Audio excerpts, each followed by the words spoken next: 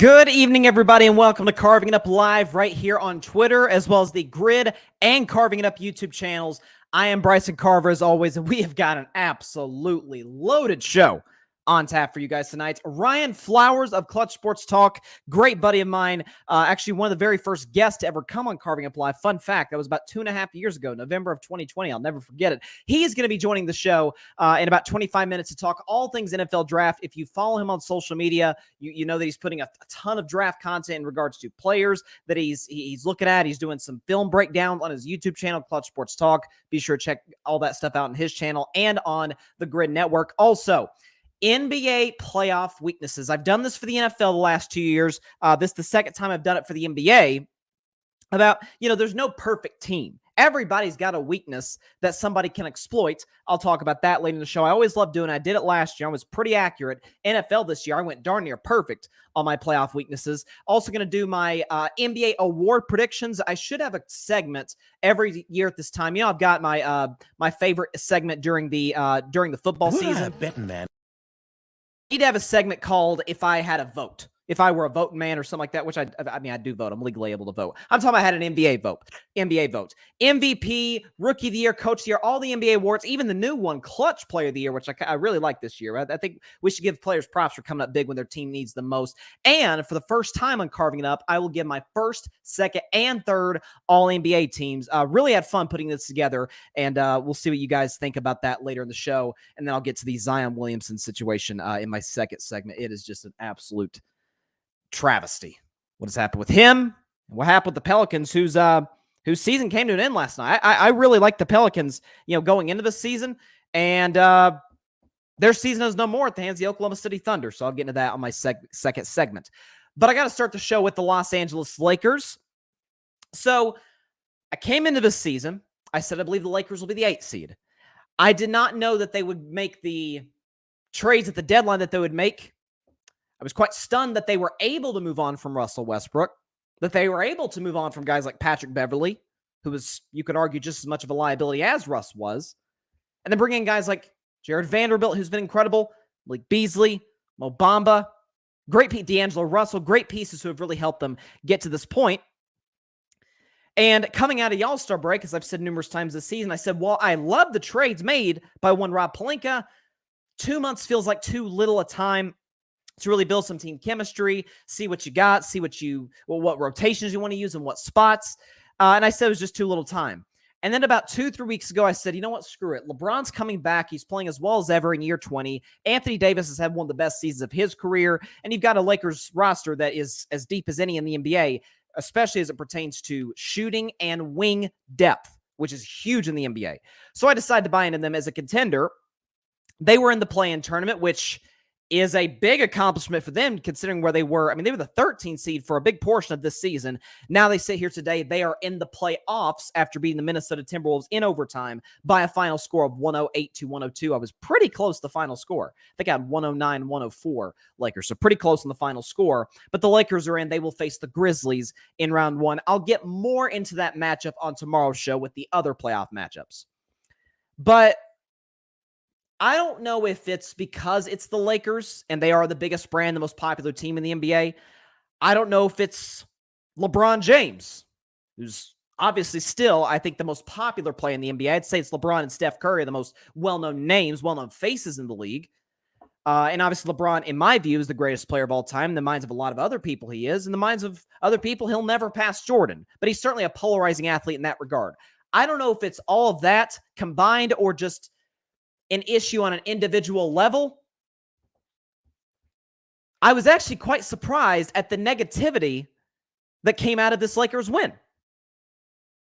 Maybe it's because we had them under the microscope of the 2020 bubble season, or I should say bubble season because they didn't spend the whole season in the bubble, but the bubble playoffs when they won the championship down in Disney World. When that team basically blew through everybody, beat Portland in 5, beat Houston in 5, beat Denver in 5, and then the most lopsided 6-game series you'll ever see when they beat the Miami Heat in the finals. Maybe we're trying to hold them to that standard. Maybe still we're holding LeBron in year 20 to like year 11 LeBron, like back when he was in Miami. I don't know if that plays factor, whatever the case may be. believe it or not, I was actually quite encouraged by what I saw with the Lakers the other night. So, again, I keep reiterating, in year 20, LeBron James gave you 30, 10, and 6. Not to mention, and people say, well, yeah, he scored 3 in the fourth quarter. But it was the biggest 3 you could argue of the game outside of Schroeder's what should have been game winner if Anthony Davis hadn't had, as LeBron called it, a brain fart with the second half left fouling Mike Conley. But LeBron hit the tying 3 to tie it at 95. Lakers go on to win in overtime. And you could say, yes, he got careless with the basketball. He did have a number of turnovers, particularly in the fourth quarter and in overtime. But could we attribute some of that to the fact that LeBron James in year 20, on his 9th game coming back from injury, played 45 minutes? I was actually quite encouraged by what I saw. Before you lose your minds, collective minds, Anthony Davis. Take away that foul, which, by the way, obviously, if the Timberwolves win that game in overtime, that's all anybody's talking about is the boneheaded foul by Anthony Davis on Mike Conley in the corner. Again, I saw a lot of Lakers comparing it to the Mavericks situation when he fouled Maxi Kleber, and it ended up costing them the game. Later on, when Kleber hit the buzzer beater. I understand that. But Anthony Davis, you know what he did? Karl Anthony Towns, who obviously absent Rudy Gobert, was the Timberwolves' only true big. Obviously, Naz Reid is out probably for the season with injury as well. He got Cat into foul trouble. Matter of fact, he literally drew the 5th foul on Karl Anthony Towns. And so he was never really as effective as you would hope for Cat to be as the game progressed. He was never able to really build a rhythm, particularly in the second half. He wasn't that effective defensively because he didn't want to foul out of the game. So Anthony Davis used his physicality to his advantage. As a matter of fact, AD had more offensive rebounds than the entire Minnesota Timberwolves team. So AD was active on the glass. Again, he finished with 24 and 15. I'm sorry, I'll take that. If you're expecting 32 and 16, okay, if he averages that, the Lakers could be as dangerous a team as anybody in the postseason. But given the expectations, given how we've often seen Anthony Davis come up kind of small in these moments, I'll take 24 and 15 with you getting the other team's best player in foul trouble. And I'm hearing a lot of people say, well, Anthony Edwards went 3 for 17. Is it out of bounds for me to say that maybe some of the credit goes to the Lakers in that regard? Listen, Anthony Edwards, well, he's tremendous. I didn't love Anthony Edwards out of the draft in 2020. He's proved me wrong. Kid is outstanding. He is only in the 3rd year of his career. He's barely in his 20s. Okay, the kid can barely drink. And the Lakers, who have been arguably the best defense in basketball since they made all those moves at the deadline. Again, I forgot to mention Rui Hachimura, who they traded for about a month before the deadline. All these long, rangy defenders who, again, offensively can knock down the 3, gave Ant some serious issues. So if nothing else, my mindset is, okay, LeBron gave you a 30-point double-double, as did Anthony Davis, a 24-point double-double, rather, for AD. AD was great on defense. LeBron was excellent on defense in the final minutes when he really needed to be great. Dennis Schroeder obviously had that big shot in the corner. I don't know. I mean, if Anthony Davis doesn't foul, this game doesn't go to overtime, because I doubt Mike Conley makes that shot over the outstretched arms of one AD who has basically a 7-foot wingspan. You got to win ugly in the playoffs. Again, at this time of year, you don't get points for winning pretty. You don't. Trust me, as a Warriors fan, seen a lot of ugly wins over the course of the last 9 years throughout this dynasty. You don't care. It is win. It is kind of like March Madness, survive and advance. It doesn't matter how you win. You win, you moved on. Part of it, too, might have been the fact that the Lakers were, to me, the fact that this line was where it was, to me, was crazy.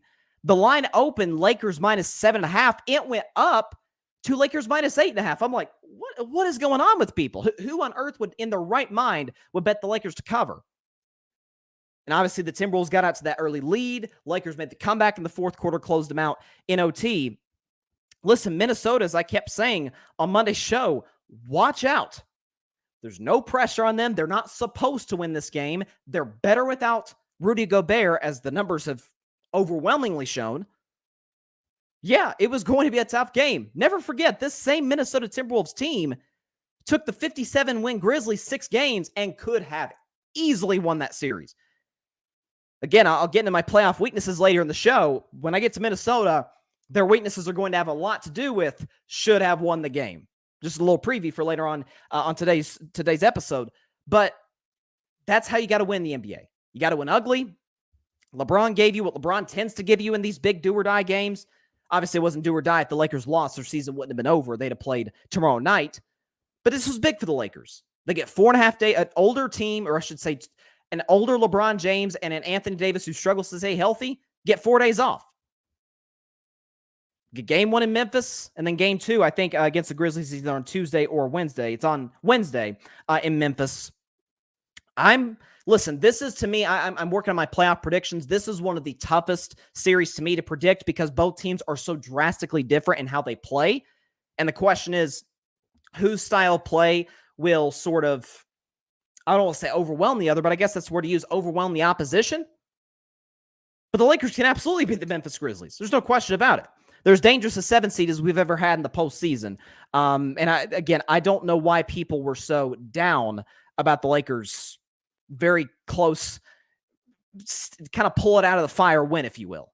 This is a good Timberwolves team. This is the Lakers defense that has been tremendous over the last month and a half since the deadline. And you saw that from Anthony Edwards, and you saw that at times from Karl Anthony Towns in the second half.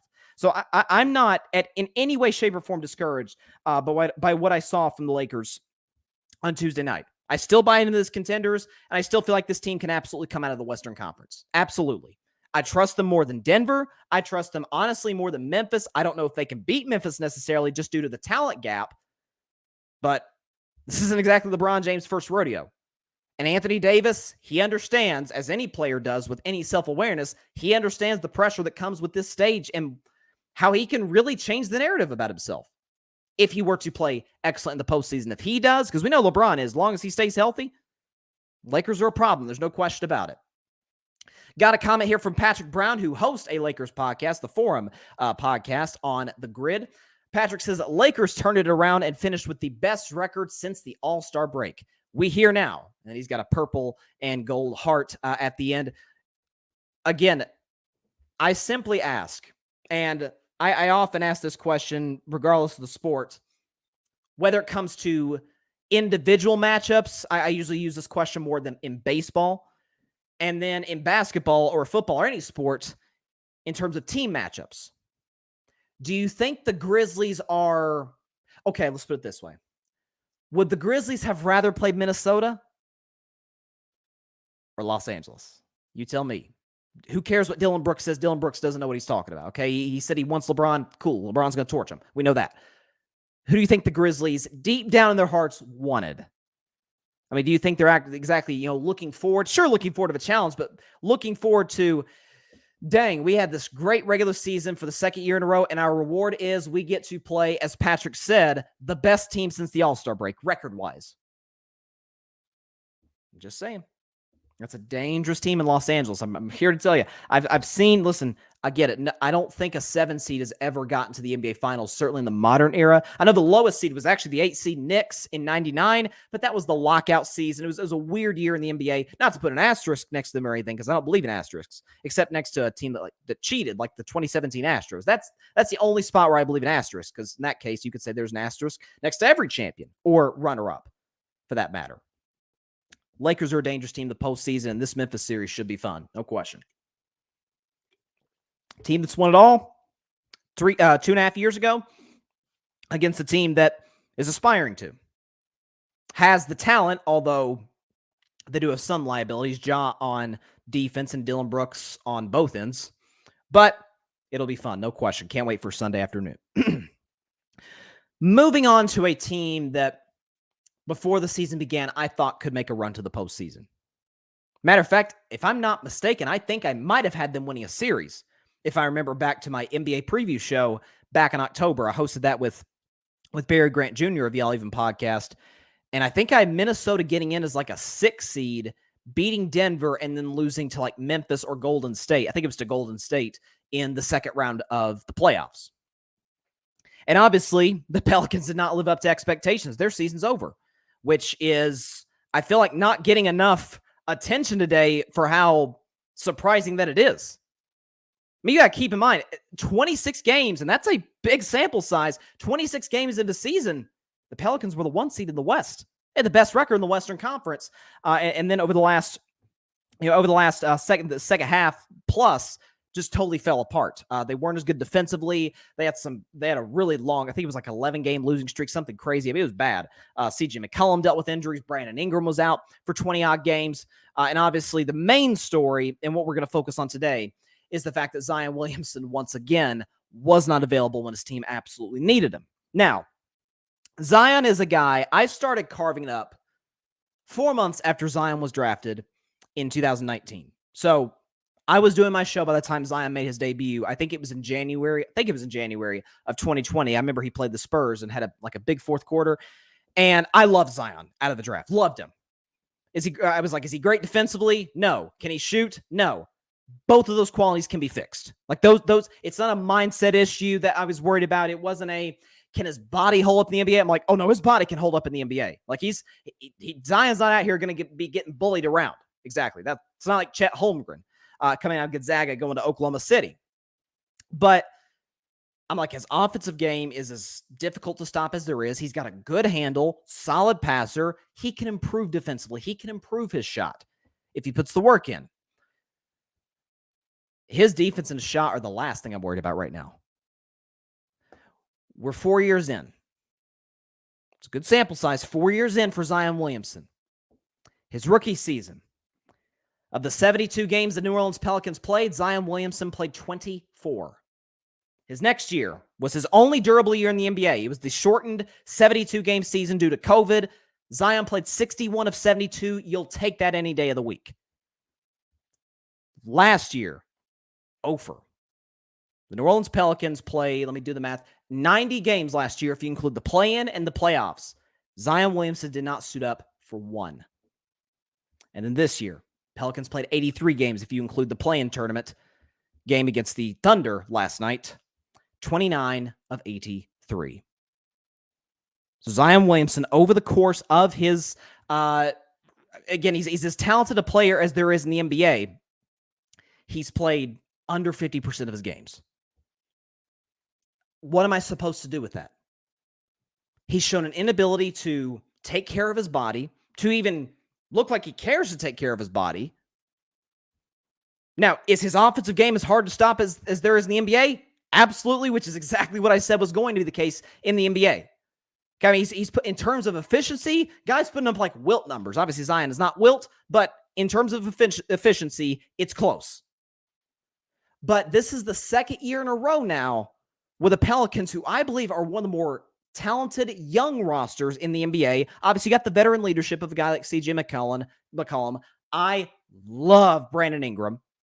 How he has blossomed and developed since he came to the league in 2016 has been incredible to watch. He's as good of a scorer as there is in the NBA, certainly around his age range. I think Brandon's like 25, 26, something like that. You've got guys like Trey Murphy, who's a knockdown three-point shooter, Herb Jones, Jose Alvarado, when he's healthy, is one of the better guard defenders in the NBA. And to say I love their coach, Willie Green, is an understatement. Now, some of that might be Warriors bias because he comes from the Steve Kerr system, but Willie Green has helped develop that team into one of the more exciting, watches in the NBA when they're on. But again, second year in a row now, where the Pelicans have kind of been waiting.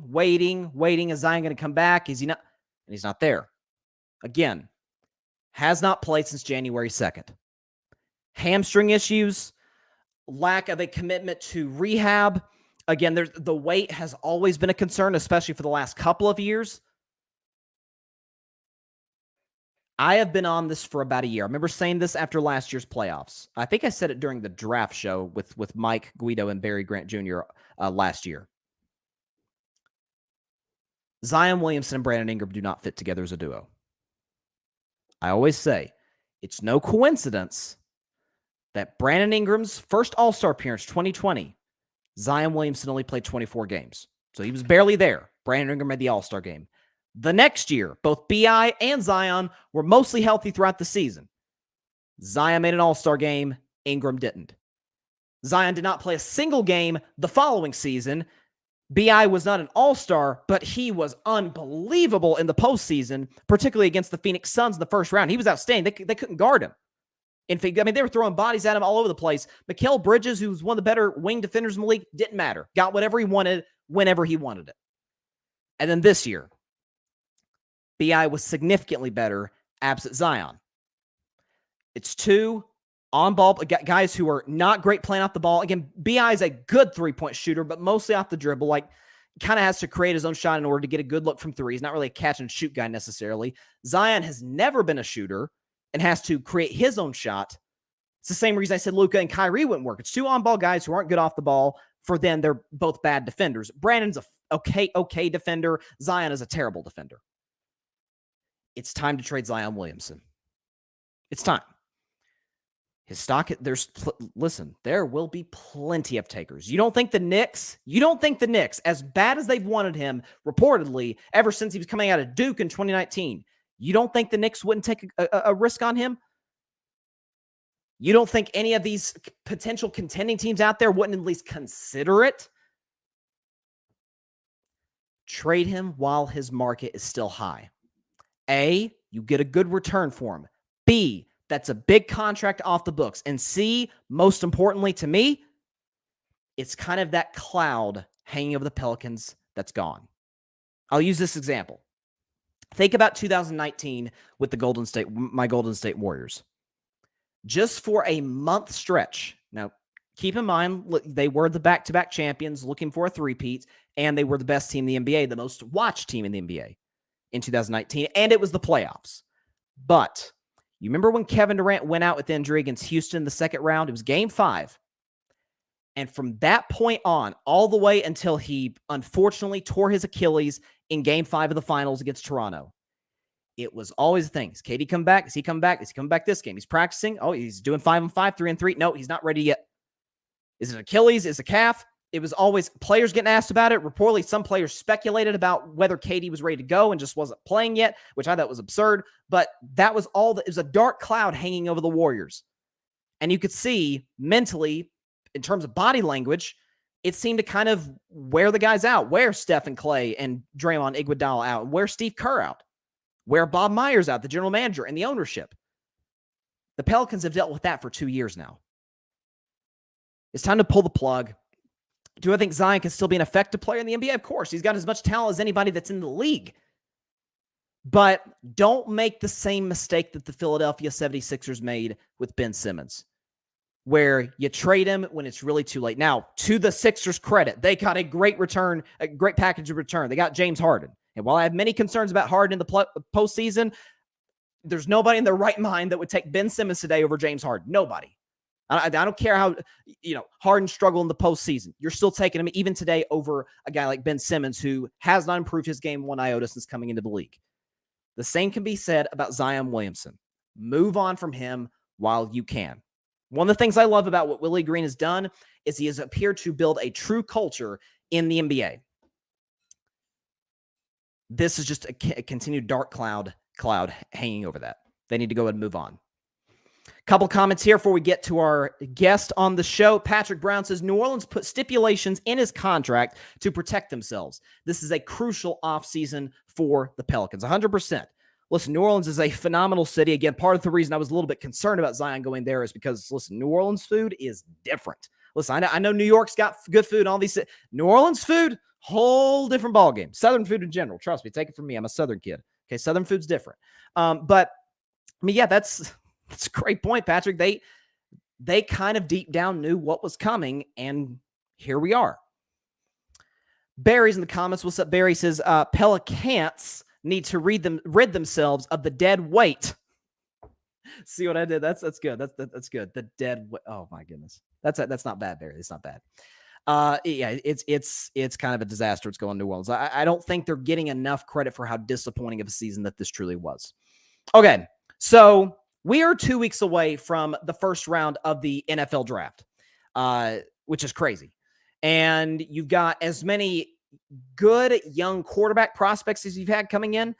There's a highly touted running back out of Texas named Bijan Robinson, who's highly touted. You got some good defensive players. I really like Christian Gonzalez out of Oregon. And it's going to be fun. And I'll get into more what we're going to do here at the Grid a little later on the show in terms of the draft.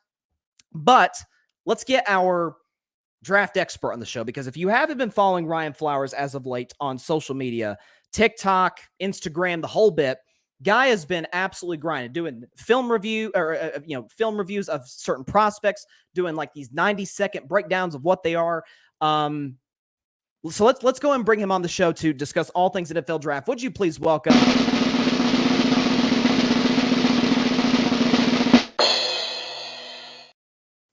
Ryan Flowers to Carving It Up Live? Ryan, what is up, my man? How you doing?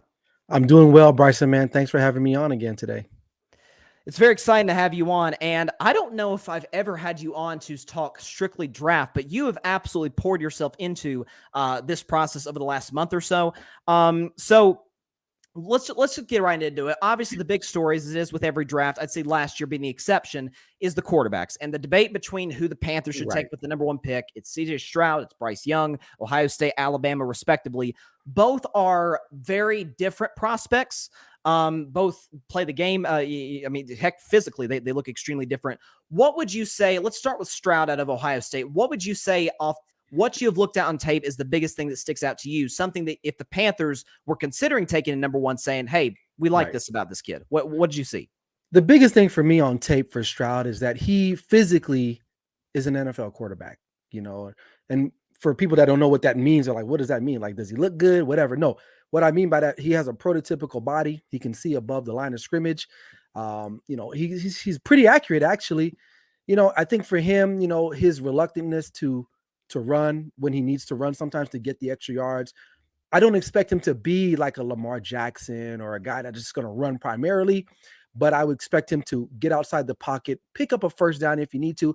And he really showed that a lot against the Georgia game in the college football. Like, that was probably the best game I've seen him play in college. And I know they lost, wasn't his fault, but against a good defense like that. So for me, his size, and I think he's just ready to play in the National Football League. Accuracy, I think, is the best way to describe him. And one can make the argument, hey, I mean, look at the guys he got around him. Marvin Harrison Jr., if he were eligible for this year's draft, I think would be a top 5 pick. He'd be number one. He might be the number one pick by Carolina if Chicago had stayed in their spot. And you got, obviously, how do you say his name? Smith and Jigba? Yeah, Jackson Smith and Jigba, yeah. And phenomenal talent is going to go in the first round. And so you can make that case with all the guys. Paris Johnson, the left tackle. Yep. But sort of my case would be, like you said, he's got an NFL-ready body, and this is what we'll get to Anthony Richardson later, but this is one of my concerns about Anthony Richardson is accuracy. Is that, in the NFL today, there's plenty of guys that are very successful that don't have necessarily massive arms. I think Joe Burrow comes to mind. Joe Burrow does not blow you away with his arm strength. But he gets the ball to his guys on time and on target, and that's what CJ Stroud did. Yep. Again, Bryce Young is a very different prospect. He's more of a playmaker type of quarterback. Obviously, he's about 5'9". I've read reports saying that he's even smaller than Kyler, which is a little bit concerning for me. I certainly hope that's not the case, but certainly in terms of intangibles, leadership is, I think, head and shoulders above Kyler Murray. Oh, yeah. What have you seen about Bryce Young? Because the more I've been looking at stuff about Bryce, the more I think I like him. I like Bryce. I felt like if he was in CJ Stroud's body, he'd be hands down the number one overall pick. But here's the thing with him: when you're thinking about Bryce Young, from a character standpoint, you don't have to worry about him. Even CJ Stroud, I don't remember hearing anything major about him. But his size, man, that's a big problem. And he may work for a couple of years. We saw what Kyler Murray was able to do, a couple of years with Arizona, and now I think the wheels might be falling off the wagon there a little bit. He's getting injured. He's not finishing the seasons. And you may catch lightning in a bottle for a short period of time, which is fine if you're an organization that wants to live that way. If you feel like, you know what, we can get him for a couple years and see what we can do, and then 4 years from now, we're back in looking for a quarterback, that's fine too. I think we have to think and say, we don't have to find the guy for the next 10 years every time. It just doesn't happen that way. Right. I think if I was a GM, I would say, you know what, if I'm going to take Bryce Young, I just got to know that he may not last about 4 years. And I may need to start considering another guy. And the question would be, well, why would you even draft him? Because you don't know anything about any of these guys. You just don't. Right. And so for me, the only concern that I have for Bryce Young is this, his size, and can he withstand the pounding and the grind of a National Football League schedule? 18 games. You may not have a great offensive line. You're not going to have guys from Alabama blocking for you. So I don't know. And a point that I've made about Bryce, you mentioned the size. I think that's everybody's number one concern with him. A lot of the smaller quarterbacks are really struggling. You mentioned Kyler Murray, how he's this 3 straight seasons now where he's ended the season hurt. Yep. Russell Wilson struggled last year, really the last couple of years. You think about Baker Mayfield to it. Now he's less athletic than those guys, but Baker struggled at times. And so that's a legitimate concern with Bryce. I think I talked about this, I think last Friday on the show, that there was a report that the Panthers loved Bryce, were 95% potential to take with the number 1 pick. That was a report from Chris Mortensen. And sort of what my takeaway was, if you're a guy like Frank Reich, who obviously in Indianapolis, I thought did a solid job, especially the fact that he had a different quarterback every single year in week 1. And a lot of guys who were steady. Your Phillip Rivers of the world, your Carson Wentz to a certain degree, but never had that sort of talent that blew you away in terms of upside, in terms of playmaking ability. And I guess Frank might be saying, hey, I've got all the job security in the world. We might as well just go and take a swing on this guy. What's sort of your thought on that from Carolina's perspective? Carolina, actually, man, you know what? And I know we're kind of getting far into the predictions of the season, but I think they put together a really good offseason. They've made a lot of little subtle moves, and that people are going to just remember, they got rid of DJ Moore. Okay, who cares, right? They got rid of CMC. They had him for years. They didn't do anything with him. You sign a guy like Miles Sanders. You go and get Hayden Hurst, if I'm not mistaken, in free agency. Who else did they add? I think they added DJ Chalk, I think, if I'm not mistaken. Yeah. I think he's there too. And Frank Reich knows offense, right? So, they're going to try to run the football. And on top, they're in a division that they can win. Like Tampa Bay, they're not going to do anything. Atlanta, God knows what they're doing. And then the Saints, we don't know what they might do with Derek Carr. But to answer your question, with the quarterback, me personally, can I just tell you who I think they should take? Is that all right? Sure, go ahead. CJ Stroud should be the guy they take. The more and more I watch the film, and I get it, it's not all impressive, but I think he'll work best there. Because he throws a deep ball better than any of the guys that are in this draft, if not pretty much comparable, and just surrounding him with the rest of the talent that they have, and then whoever else they take in the draft, I think that should be the direction. And as far as Bryce Young is concerned with them, I wouldn't be surprised if he slid, man. There's a good chance that Bryce may be like the 3rd or 4th guy off the board, in my opinion. Really? And that might be a hot take, because I really fear that size is going to be a factor, man. You mentioned it. We got Kyler, you got Baker, Russell. He's a small guy, but he's not a small guy. Like Bryson is like a 6-year-old playing in the National Football League. He's not a big dude. Like CJ is 6'3". Like he's a big strapping guy. You look at Levis, you look at Anthony Richardson. Those are big dudes. And if I'm them, I don't know, man. Do I want to play that game? Like I said earlier, like, do I think he'll last 2 or 3 seasons and then we'll be right back in the market? Or do I take a guy that I think, like Frank Reich is like a quarterback whisperer per se, I would say, but he's worked with some talent, and maybe Stroud might be the best talent he's ever worked with altogether. That's fair. That's fair. I see what you're saying. Now, another SEC guy I want to get into, and I'm telling you, I'm not near as high on him as everybody else, and that's Anthony Richardson. I think completion percentage matters. I know. Again, I mentioned all the top prospects. All of them were, I think, at least in the mid 60s in completion percentage. He couldn't even get to 55%. Yeah, he's low. And I think his mechanics are a little off when you compare him to other quarterbacks. I think when you look at the fact that the talent that he had at Florida, which obviously we're not going to pretend like it's Georgia talent or it's Alabama talent, but this is Florida. This is the Southeastern Conference, and they went 6-6. I'm not one of those guys who's like, oh, he's a winner. Well, yeah, he went to Ohio State or Clemson. Yeah, of course he's a winner. He's right. It's kind of hard. I'm not big on that either. 100%. But I do think with the talent that he had going 6-6, the completion percentage, I think that matters. What's sort of your take on Anthony Richardson? Because he seems to be, at least in my view, the most polarizing prospect. He is. And with him, he's the work in progress. Like, he's raw. Like, he doesn't have a lot of experience. I think he's only started one full season, if I'm not mistaken. Yes. And they don't ask him to do a lot. In Florida, they asked him to just kind of roll out, play action, stuff like that. His accuracy is a concern because he does not throw accurate between the short and intermediate routes. He just sucks. Like, he kind of reminds me of our guy Dak. Like, Dak can complete a 45-yard bomb, right? No problem. But to ask him to complete like a 5-yard hitch, it's like, You're asking to throw the David Tyree Hail Mary from Eli Manning. It's like, oh my God. So that's my concern with him. But I like him depending on the situation that he goes into. A couple weeks ago, I had mentioned maybe Seattle might take a stab at him because they got a nice situation. Yeah. They got a quarterback already that they like for the next 2 years. They're not paying him a lot of money. I know people think he's getting the bag, but he's getting what he deserves. Okay. Sure. You bring a guy in like Richardson there. They got a running game. They got a defense. They have an identity. He can be like a Russell Wilson 2.0, but more athletic. If you ask him to carry a team, he's not going to do that. He can't go to a bottom dweller like a Houston and say, you know what, win us some games. He's not that guy. He'll try to because he's athletic. He's going to run around, like his life depend on it, but he'll end up getting hurt like Lamar Jackson. So I like him. I just don't like him as the top guy. I like him if he goes to a situation. Me personally, I don't have the draft order in my head, but I know Seattle's not going to take him. They're probably going to go defense. But there's teams like Tennessee that are in the number one. Let me go as you're talking. Let me go ahead and put up the draft order because we've got it actually right here. Oh, awesome! Thank you. So what? Again, you mentioned Seattle. Where's other teams you think could so Seattle? I think is a spot number 8 on my mock draft last week Sunday. I like the Falcons there only because they need to put butts in the seat. Like there's nothing. Atlanta. I don't. People watch my show. I'm always getting on Atlanta. I'm like, what about them is exciting? Like nothing. There's nothing exciting about them anymore. You bring a kid in like Anthony Richardson, the Michael Vick type of experience. You have him roll around to Kyle Pitts. What's the other kid they got there that they drafted? Drake London.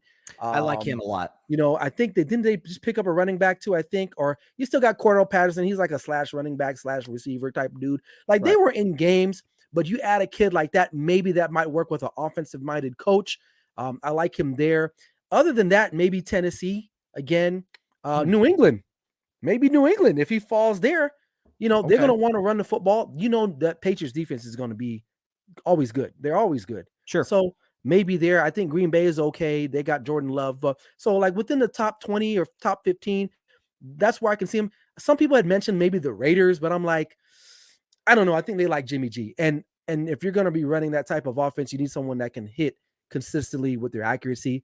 Richardson ain't the guy for that. So so that's kind of what my frame of thought is, at least in the first round. He won't slide past 15. Someone's going to take him. I'd be surprised if he slid past that.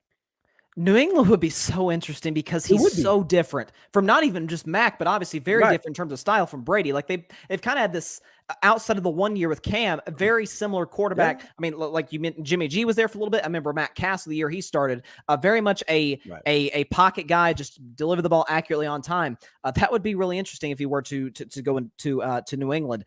Last quarterback, and you knew I was going to ask you about this guy. You knew ahead of time. My man Hendon Hooker out of Tennessee. I gotta ask from the draft guy himself. Obviously, I love Hooker. Maybe I'm slightly biased. Maybe a lot biased. But my thing with Hooker is, and maybe part of the reason I like him is because my comparison for him is Dak Prescott. I think they're very similar guys. Now Dak a little bit bigger than Hooker, but both mobile guys like can run, but that's not their first.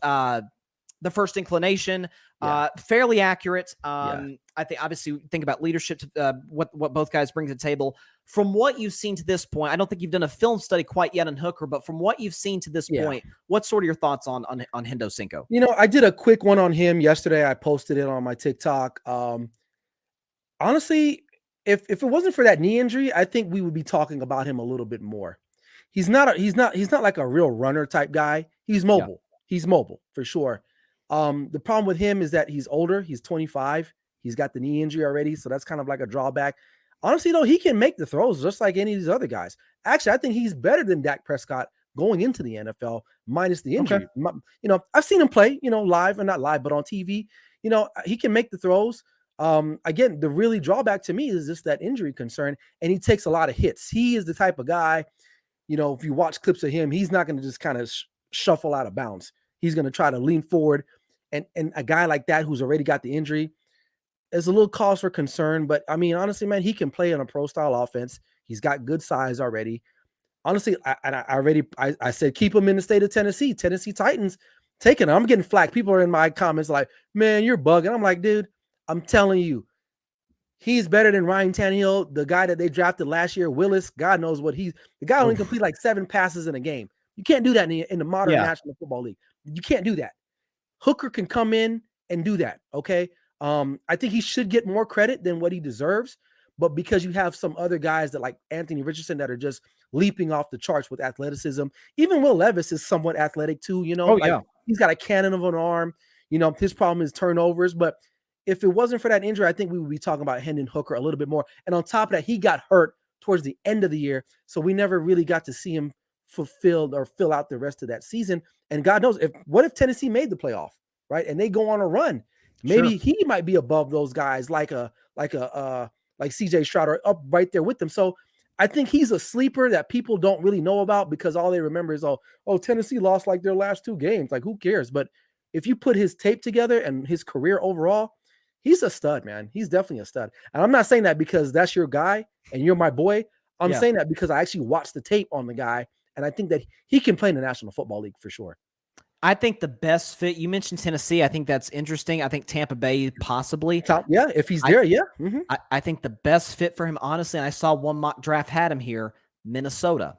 He backs up Cousins for a year. Mm-hmm. Eventually, you move off from Kirk, and not to mention, and they've already worked on trying to improve their defense this offseason. Now you have plenty of money to spend on defense. You got an offensive coach. You got Jefferson. You got T.J. Hawkins and Dalvin Cook. I think that'd be a fantastic fit for him. Because where are the Vikings picking at? What's their? Let's see. I think they're definitely in the 20s. They're at 23. He could absolutely be there by that point. He could fall there if like Tennessee don't take him, or anybody else that I think would take him. He could fall there. Or Tampa. Tampa might get him because they need a quarterback. They need a couple things. Yeah, but because right now, who's there? Kyle Trask. Because maybe there's Kyle Trask, Baker. Baker Mayfield's there. Oh God. Yeah. Right. That's a 1 year rental. Yeah, I mean, I'm saying, man, people don't. I'm telling you, I'm so worked about Hendon Hooker. If he goes in the first round, don't be surprised. You heard it here. We called it. That guy, somebody's going to trade up to pick him. Yep. If not, you'd be stupid, because especially if you're one of those teams like Minnesota, maybe not so much because they have Cousins, but let's just be real. Who really believes in Kirk Cousins other than his mama? Nobody. Okay, and she has to because she birthed him. Other than that, I mean, Tampa is a good fit too. I didn't even think about that, but I was kind of trying to play the whole keep him in state, man. Keep your homegrown product. Sure. Is he from Tennessee though? Like, is he born and raised? Oh my gosh, I should know this. I mean, I know he went to Virginia Tech before he transferred to Tennessee. I'm not quite sure where he's from. Maybe he's a Virginia guy. I don't know, but he's from the South, right? Hendon Hooker, right? That sounds like a Southern name. Yeah. So keep him in Tennessee. I would like to see him there, maybe with Derrick Henry, but the Vikings, that would be a pairing. If you got Justin Jefferson out there, they'd be grittying all over the field, man. That's all you would turn on a Vikings game and just be grittying. You're like, well, what happened? Oh, they must have scored because he's grittying. That's it. There you go. I love it. I love it. To teach Hendon the gritty. I like that. Now we got to give the defense some love. So yeah, let's do it. I'm telling you, the guy that I'm so high on. I mean, I know we talk about Carter at Georgia. Christian Gonzalez at Oregon, I think, has the potential to be one of the better linebackers in the draft. What's your thoughts on him? You know what? I like him. My problem with him, he's the most skilled cornerback in this draft from that perspective. His mentality. When you throw on and watch his games, because I watch the Pac-12 a lot. I'm a USC fan, so I've seen him a couple times. His mindset, he'll check in and out of games. And I think that's a cause for concern because it's going to be difficult in the NFL. You're going up against A1 guys every week, especially if you're going to be a number 1 pick. What Sauce Gardner was able to do this year was tremendous, right? The way he guarded Ja'Marr Chase. He was playing, he guarded Justin Jefferson, if I'm not mistaken. Like he did well against those guys. And if you're not checked in at corner, I played corner a little bit. I'm not saying I was a high level guy. Well, actually, I was pretty good. I got recruited a little bit, but anyway, I don't want that false humility on the show. I was all right. I was all conference. You know what I'm saying? I did my little thing, but anyway, you got to be checked in, man, because you're on an island, and mentally you got to be strong. You're gonna get beat. That's part of the game when you play corner. Guys are gonna beat you, right? But for him, that would concern me as a GM. The other guy that I might want to take maybe over him is Devon Witherspoon out of Illinois. But the problem with him, he's a little too physical, too handsy.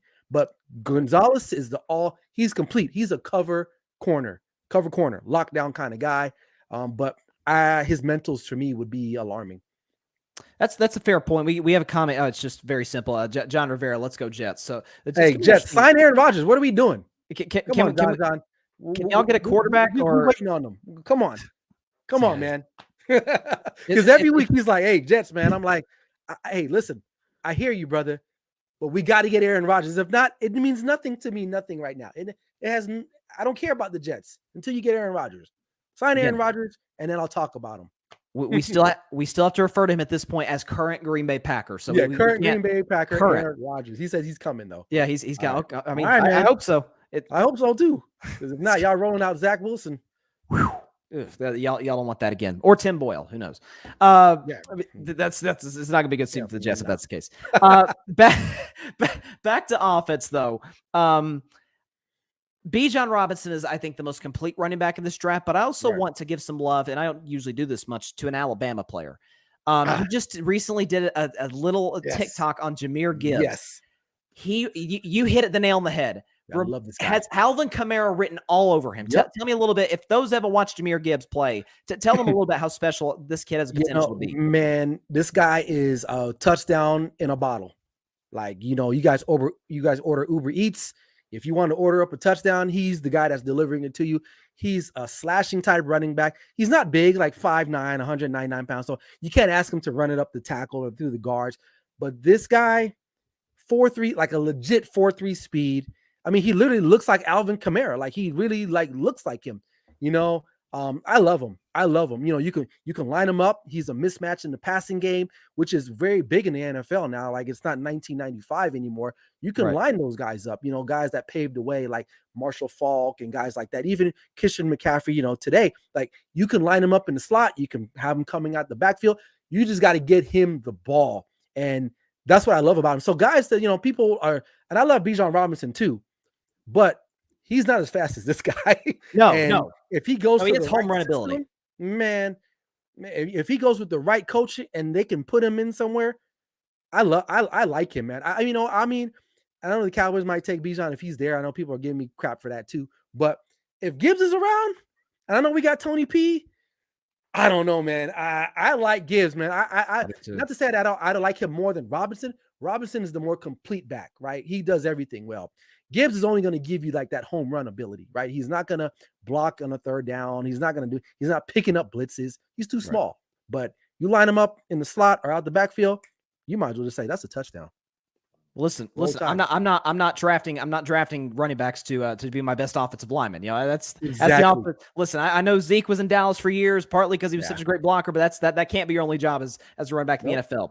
A couple of questions left. Speaking of offensive linemen, this is. Obviously, we don't talk about them much because it's not a sexy position.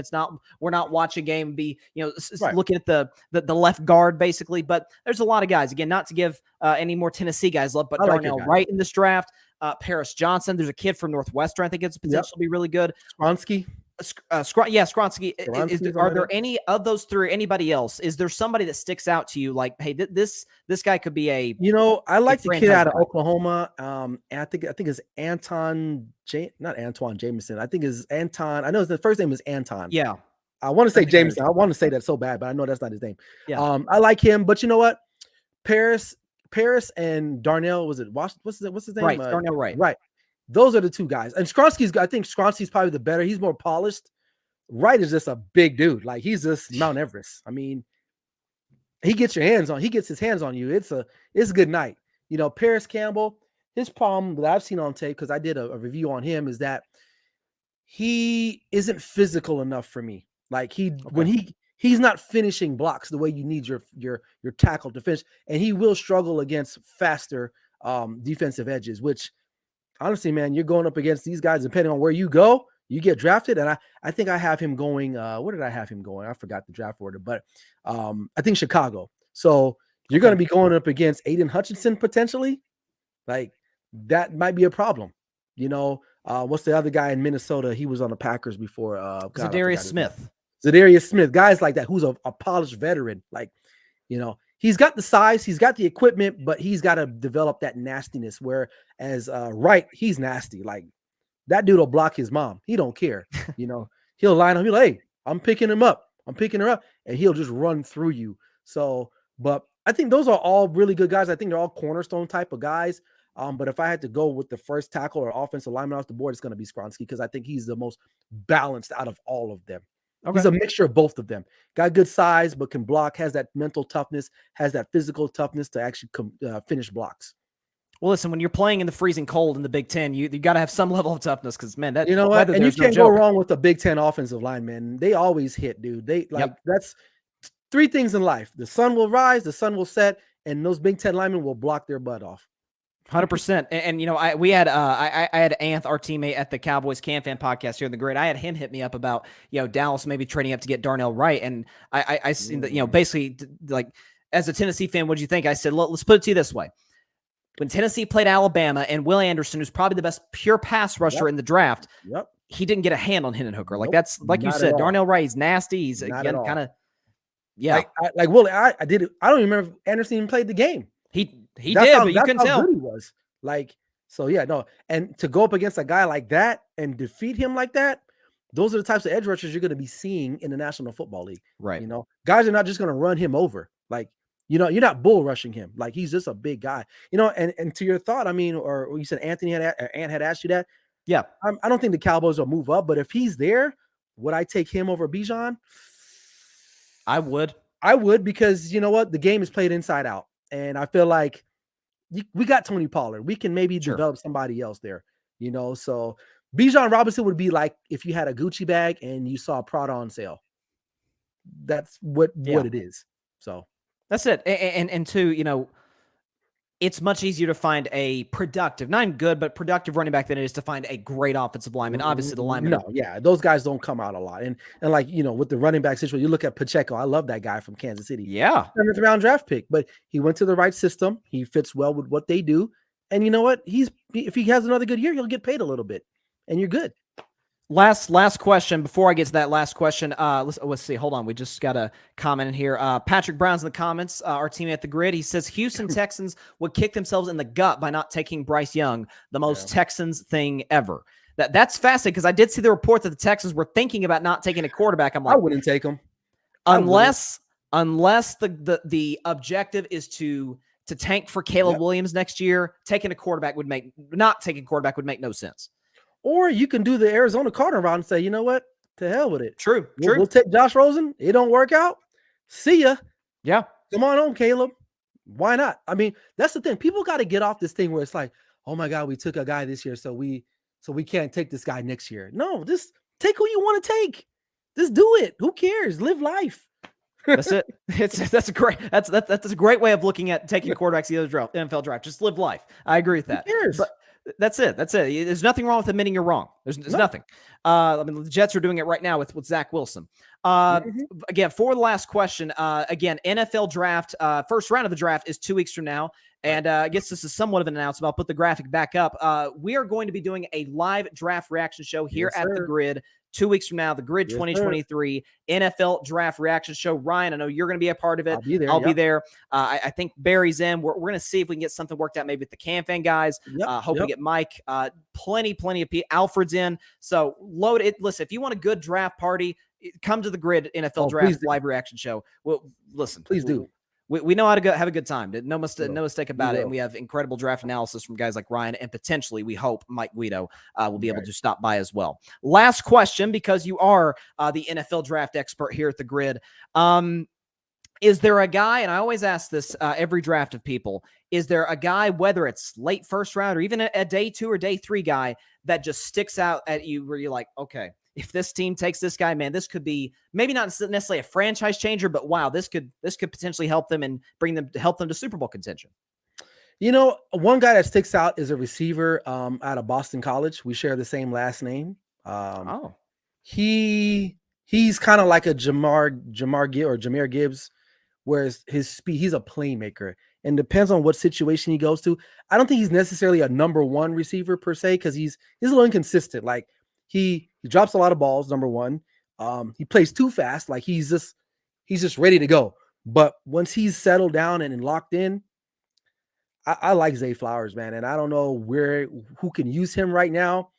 I honestly, I think the Cowboys could use a guy like that. We don't have like an electric guy like that. Like Gallup is supposed to be the burner. Well, not even Gallup. I mean, CD is supposed to be that Brandon guy. Cooks. Brandon Cooks, he's older. Yeah. I'm really not sold on him yet. Like, I have to wait and see with him. Some people feel like the Cowboys wide receiving room is good. I think it's okay, it's but fine. I would rather have a guy like that. I want a guy that's got like, if I'm on opposing defense and I'm the coordinator, I want to throw on the tape and be like, I want them to feel like, ooh, we better find somebody. I like CD, but I don't think no one, and I'm not saying that they don't respect him. Okay, I don't want people to say, oh, this guy is an idiot. Like, I'm not saying that, but there's certain guys when you throw on the tape, and they don't even have to be 1A guys. They can be 1, 2, 3B, whatever. But there's something about them that they garner respect. And I think a guy like Zay Flowers will garner respect because he's fast, man. He'll take the top off of defense. He'll get the ball on a like a quick little 1-yard route and just take it and go. We need that, or any team would need that type of ability, man.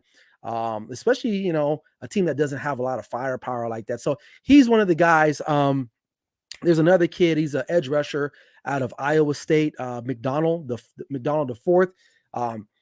He doesn't get a lot of credit too. He's a really good edge rusher. There's one other kid, I forgot his name, Davion. I think his name is Davion Smith.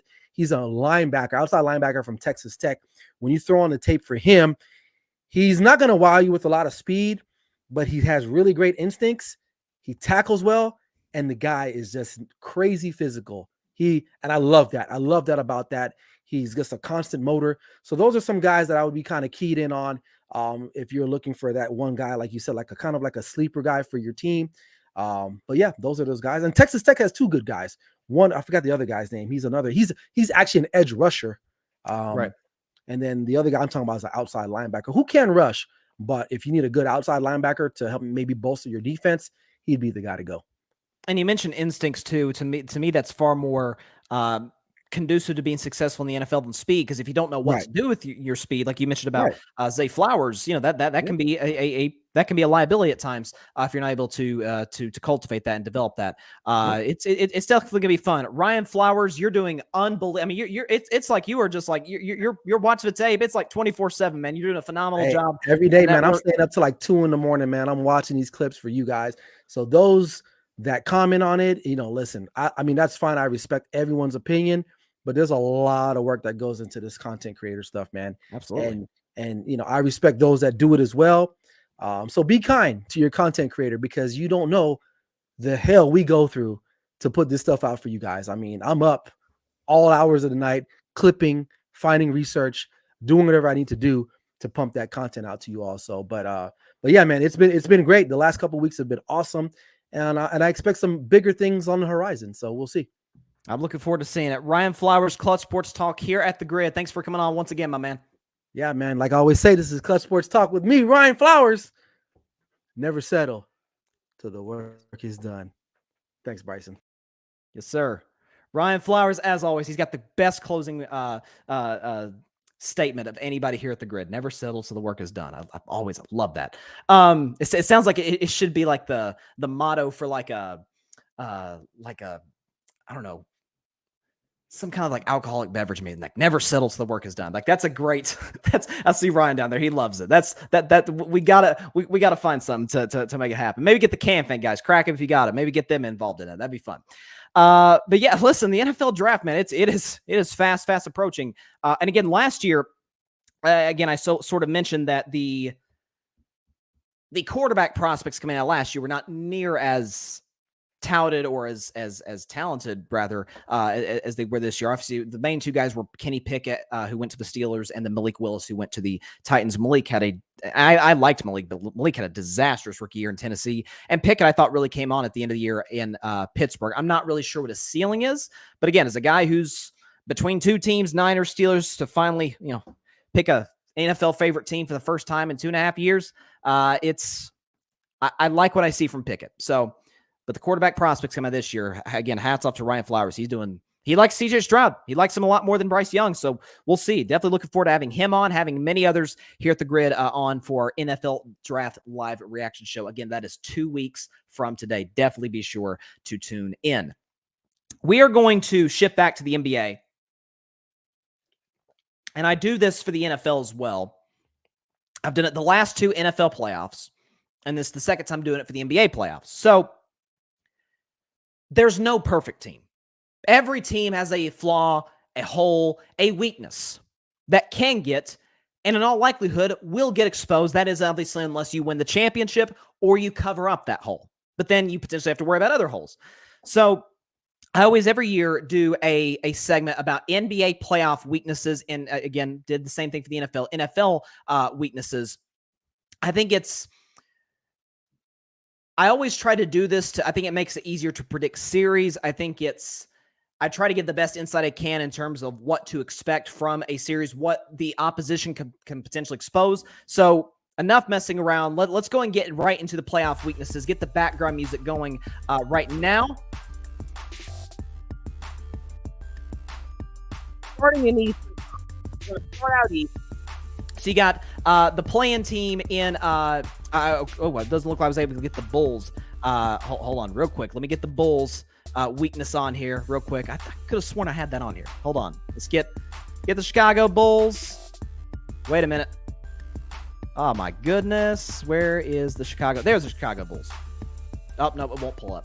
Okay, so Chicago Bulls, basically what I have for them was they're bad defensively. Okay, they're bad defensively. Now, they had a big win last night against the Toronto Raptors. Came back. Zach LaVine was outstanding. 30 points of the second half. DeMar DeRozan, again, the master of the mid-range, obviously came and beat his old team, the Toronto Raptors. But Vucevic can be a bit of a defensive liability, as can DeMar, as can Zach LaVine. Like, Chicago's not a terribly deep team. They're well coached. I think Billy Donovan's as good of a coach as there is in the NBA. They're certainly one of the more underrated ones.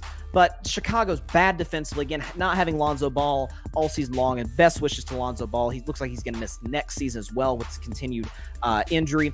But Chicago's too bad defensively in order to make a playoff run. And I think there's other weaknesses that can be exposed there as well. Moving on to the team that they will be playing tomorrow in the play-in tournament. Now we've got the graphics up. It is the Miami Heat. What is the Miami Heat's biggest weakness? Too reliant on Jimmy. So you guys know that I did my pretenders and contenders coming out of the All-Star break. And I surprised a lot of people, and I said, I think the Miami Heat are contenders. Because I think when you consider what playoff Jimmy is, what he represents, 2 of the last 3 postseasons, the dude has darn near carried the Miami Heat.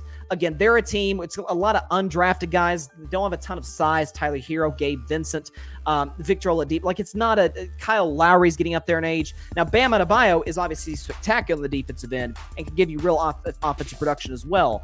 And it's a well-coached team by Eric Spoelstra. But too often in these playoff games, if you look at 2020 in the finals against the Lakers, it was, Jimmy, especially that game 5. Remember the meme of him leaning over the railing, just almost dead tired? Just literally putting the Heat on his back in order to carry them to victory. Last year was the same situation in games 6 and 7 against Boston. Game 6, he had that 40-piece to beat the Celtics. And then game 7, he had like 30-plus. Missed that game-winning shot, that 3. And Boston ended up going to the finals last year. But I just think as Heat culture is a real thing.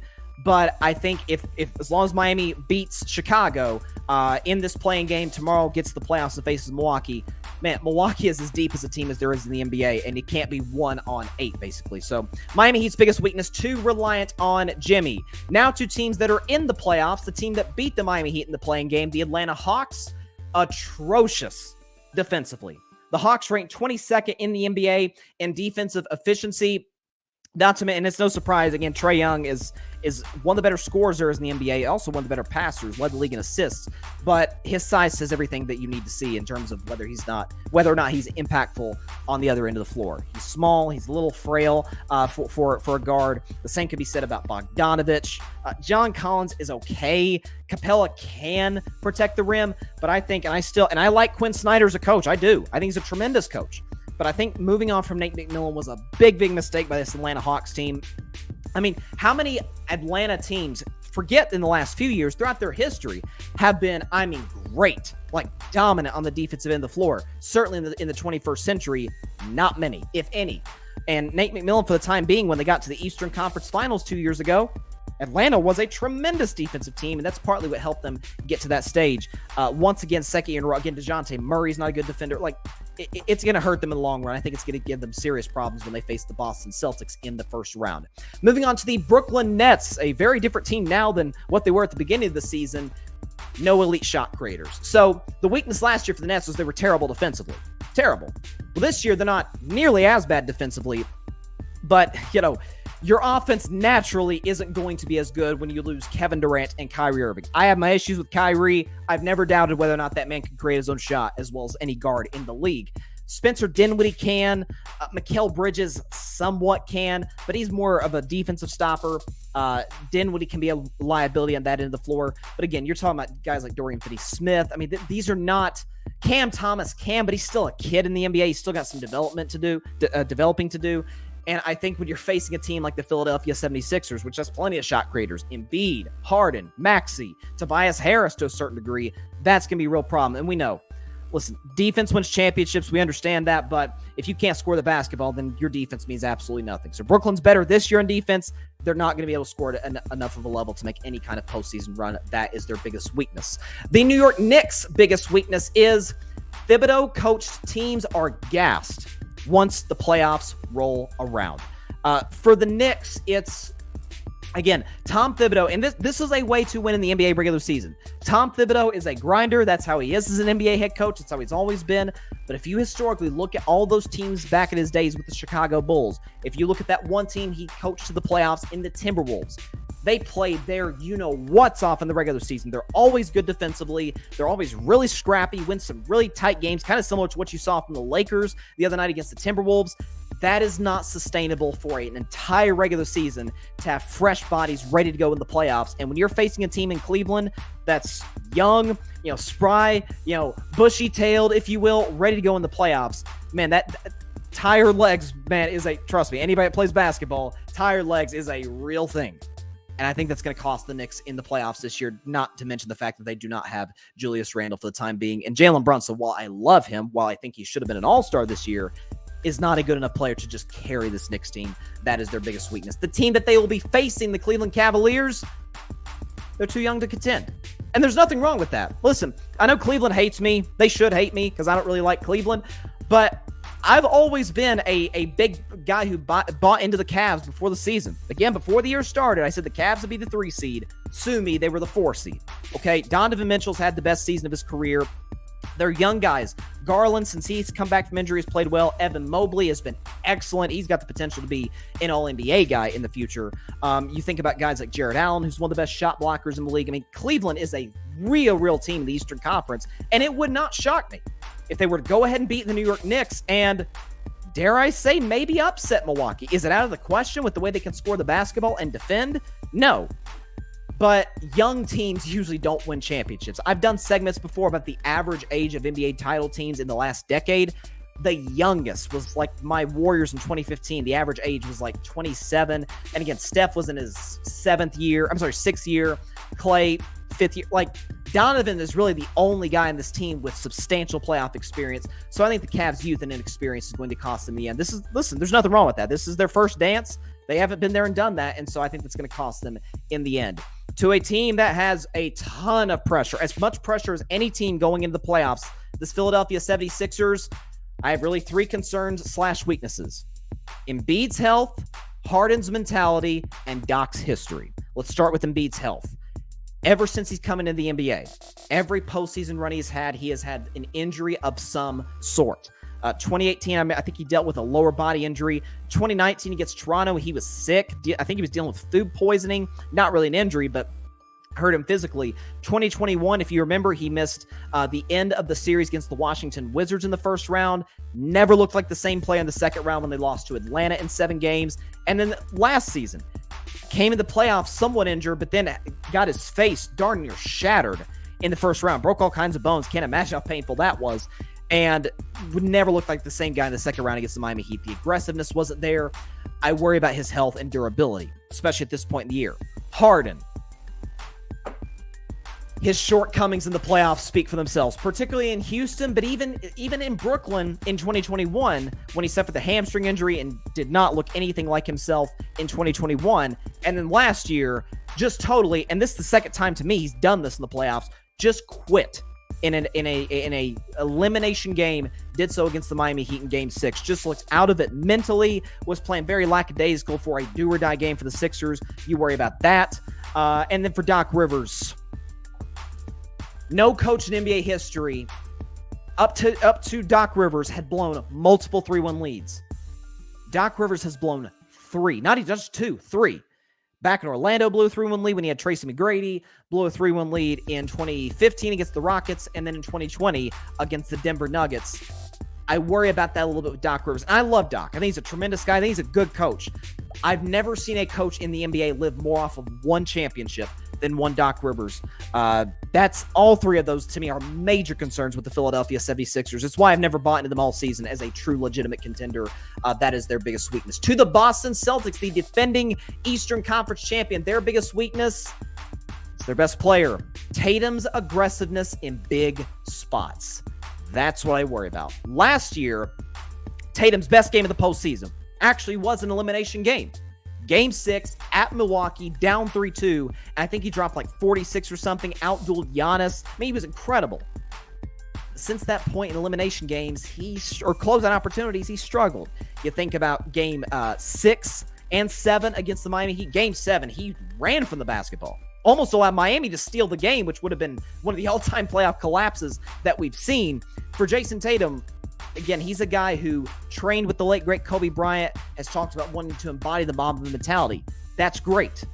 But you worried about that at times last year in the finals against Golden State. Now, some of that is guys like Wiggins, Draymond did a phenomenal job guarding him on the perimeter, but you heard him voice his confidence or lack thereof. He was talking about, I never said I was a superstar. Why do you guys call me that? It's like Kobe would have never dreamed. And it's unfair to hold guys to a standard of Kobe in terms of mentality. But it's something to worry about in the long run for Jason Tatum and the Celtics. Other than that, I think they can absolutely get to the finals. That's not exactly breaking news, but I just worry about in the long run with Jason Tatum. If they're in a big spot, is he going to be as assertive as he needs to be for a guy who, to me, is clearly one of the 10 best players in the NBA? That is the biggest weakness for the Boston Celtics. And rounding out the Eastern Conference is the Milwaukee Bucks, who I predicted before the season would be the 2023 Eastern Conference representatives and meet my Warriors. What is their biggest weakness? What do you get from Chris Middleton? I mean, really, that was the concern last year because the fact they got injured in the playoffs against the Chicago Bulls. If you look at Chris Middleton, he's had a plethora of injuries leading back to last season. How many games did he play? I'm trying to pull it up here for Chris Middleton. Hold on. Middleton played only 33 games this year. He was rarely available. Now, here's the good news. Milwaukee still got the number 1 seed and had the best record in the NBA, with Middleton playing basically a little over a third of the season. Okay, Drew Holiday was an all-star. Obviously, we know what Giannis is and what he represents. He's arguably the best player in the league. You've got a deep bench with guys like Brook Lopez. Brook Lopez isn't on the bench, but he's a good role player. Bobby Portis, Pat Connaughton. But this is as deep of Grayson Allen. This is as deep of a team as there is in the NBA. Joe Ingles. So experience, depth is going to really help the Milwaukee Bucks. I don't know if they can win a championship without Chris Middleton, a guy who can create a shot, who had some big games in the playoffs when they won the title 2 years ago. You saw there was times against the Boston Celtics, they just needed a bucket. And Giannis, while he can get to the rim almost at will, he needs that guy to kind of take the load off his shoulders to where he doesn't have to basically go 1-on-5. Drew can create his own shot, but not as well as Middleton. That's the only thing I'm concerned about with the Milwaukee Bucks. And what is Middleton's health right now as we speak? We shall see. Moving to the Western Conference, the 2 teams that are going to be fighting for that 8 seed tomorrow night in the Twin Cities. The Oklahoma City Thunder, what's their biggest weakness where they can't win a title? They're too reliant on Shea. Oklahoma City, I could have also said that they are they're the second youngest team in basketball to, I think only the Rockets are younger. Listen, it's already been a successful season for Oklahoma City. Anything beyond this is gravy. Okay, the fact that they came back, beat the Pelicans last night. Shai Gilgeous was fantastic in that game. He's had one of the better seasons in the NBA. I don't think he's gotten the proper credit for it. Josh Giddey also was excellent. Guy's a triple-double threat every night. You got the 2 Jalen Williams in that starting lineup, Lou Dort.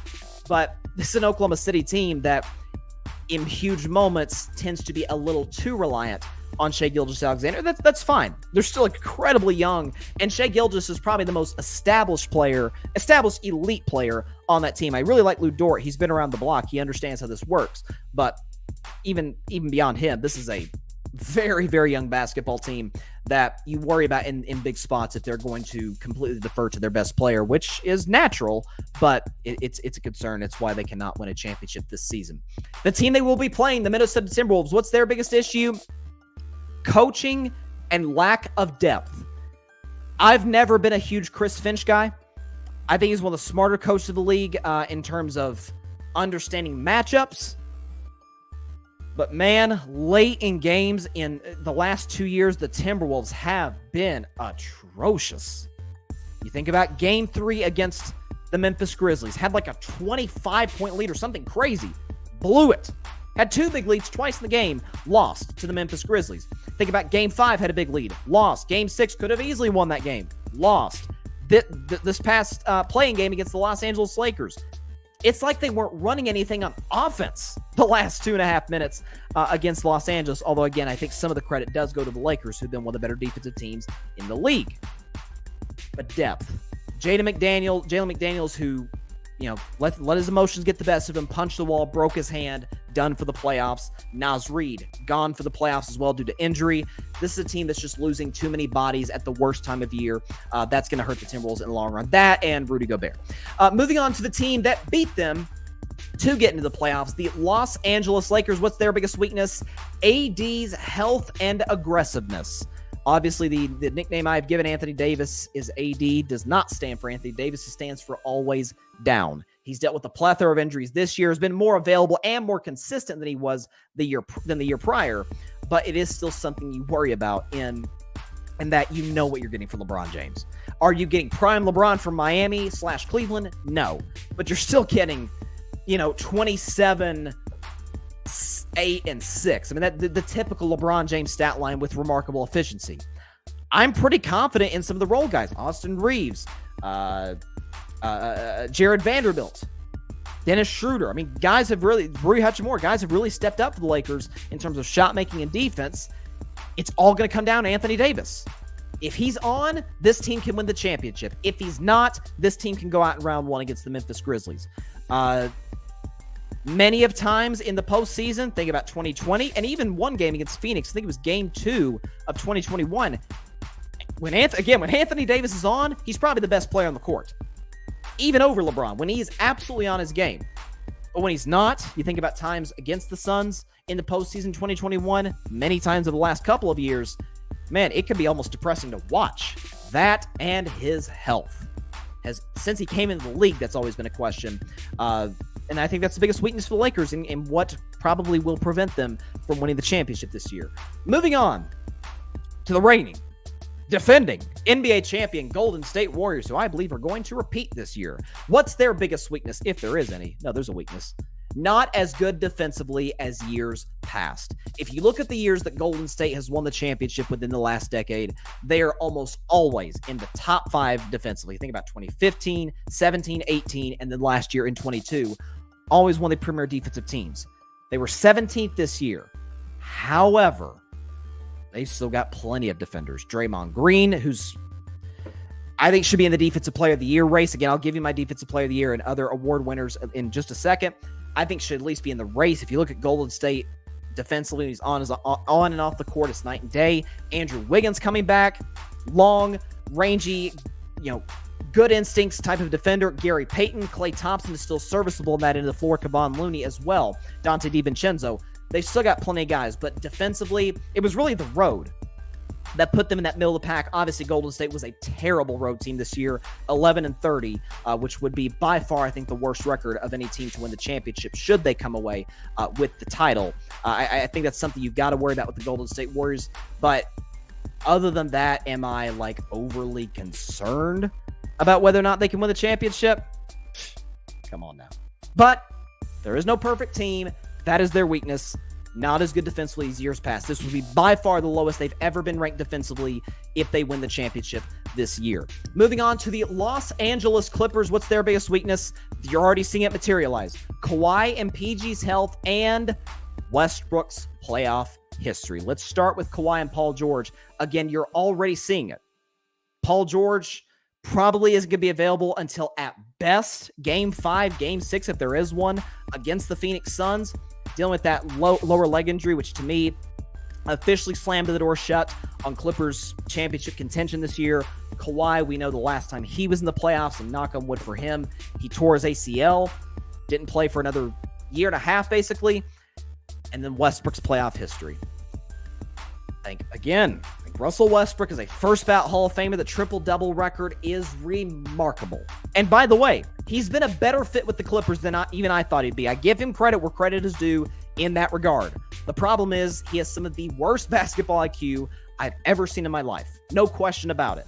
I think that's going to hurt the Clippers in the long run, depending on how many minutes that Westbrook plays. But then the Clippers are just falling apart at the worst time, especially playing a team against the likes of the Phoenix Suns, which their biggest weakness, talking about Phoenix now, is, and my man Barry's going to like this, Black Cat Chris. I cannot take liberty for this name. That is Barry Grant Jr. He came up with that name, Black Cat Chris. Many would say, well, what about Phoenix's bench? Folks, first of all, Phoenix's bench played well the last couple of games against the Lakers and then against the Clippers. Their reserves came in and played excellent. I got nothing bad to say about them. But not just that, man, your rotations shrink significantly in the postseason. You have your starters playing more minutes and you have less guys coming off the bench. I don't worry about that whatsoever with the Phoenix Suns. Kevin Durant, they have yet to lose a game with him in the lineup. Obviously, we anticipate that'll change. I doubt they'll go 16-0 in the playoffs. Devin Booker, I have a feeling, considering how he came up short last year, he's the type of guy to respond.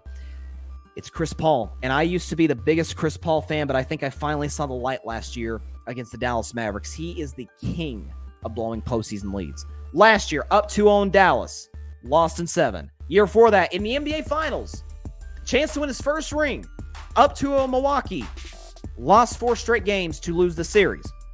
You think about what year was it? 2018. Now he, pulled his hamstring, so you can't put that on him the last 2 games. They were up 3-2 on my Warriors, lost the series. I think they were up 2-0, I think, against Memphis in 2013. They were up 3-1 in 2015. Chris Paul is kind of the king of blowing postseason leads. I worry if that's not going to rear its ugly head in what is now his, this is CP's 18th year in the NBA. This could be his last chance to potentially win a championship.